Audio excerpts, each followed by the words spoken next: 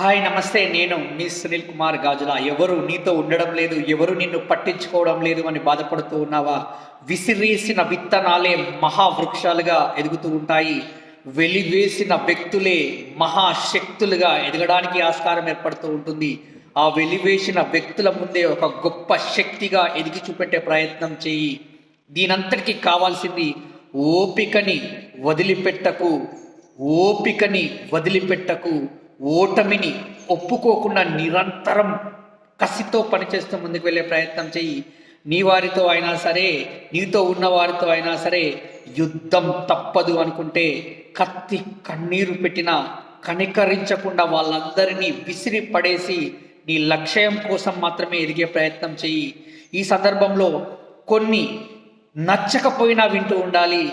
కొన్ని పనులని బాగా నచ్చినా కానీ చెయ్యకుండా ఉండగలగాలి. ఆలోచించు మిత్రమా ఒక్కసారి.